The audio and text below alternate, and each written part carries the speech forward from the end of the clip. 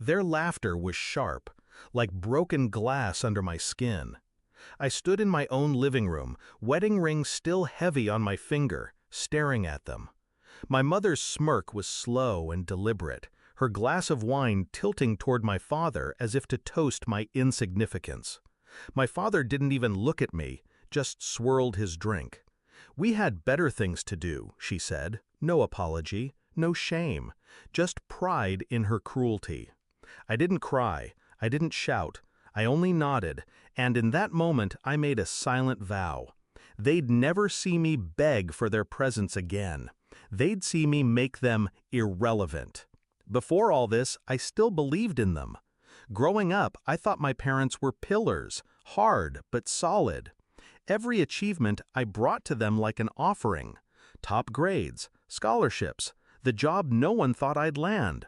They clapped for my sister. They nodded for me. I told myself it was enough. It wasn't. I just didn't want to see it. The cracks showed early. Every birthday, they forgot mine but remembered hers weeks in advance. Every big moment of mine was overshadowed by her smallest success. But the wedding? That was supposed to be different. I'd sent the invitations 6 months ahead. They RSVP'd yes. The morning of, their chairs sat empty. I got one text from my mother. "We couldn't make it. Hope it was nice." Hope it was nice. The truth hit me after that. It wasn't that they were busy. It wasn't that they forgot. It was that I didn't matter enough. And that is something I could change. I started planning quietly. I knew their weaknesses. They thrived on perception. How people saw them was their oxygen. Perfect family, perfect image, their golden daughter. So I became a shadow in their lives. I stopped calling, stopped visiting. If they wanted updates, they'd have to get them secondhand. In the meantime, I built my life into something they couldn't touch. A new job in a different city. A circle of friends they didn't know. Financial independence so complete I could disappear without warning. I invested, saved, diversified. Every move calculated. Every resource hidden from them. Then I waited. And it didn't take long. Last month I got the call. My father's voice suddenly soft.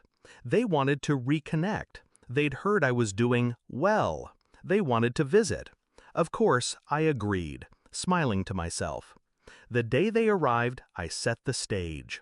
Wine chilled, dinner prepared, everything spotless, elegant, the kind of home they brag about at their dinner parties. We ate, we laughed. Well, they did. I let them talk about themselves, let them believe they were back in control. Then I pulled out the wedding album. "Thought you might like to see what you missed," I said. Page after page, me in white, surrounded by people who actually showed up. Their chairs, empty in the background. The toasts they weren't there to hear. They grew quieter with each turn of the page. Then I told them. "I've updated my will." Pause. "Everything I own, every investment, every asset, goes to people who actually stood by me." My mother blinked. My father's jaw tightened. I leaned back. "Oh, and I've spoken to a few of your friends. They know why you weren't at my wedding. Some of them were surprised." The color drained from her face first. He followed. The silence was thick, choking. They wanted to speak, to explain, to backpedal, but I didn't give them the space. I stood. "Dinner's over." They left without finishing their wine. It's been 3 weeks. No calls, no texts. But I know the damage has been done. Their friends whisper. Their perfect image is cracking. And worst of all for them, they've realized I'm not a child they can dismiss. I'm a storm they didn't see coming.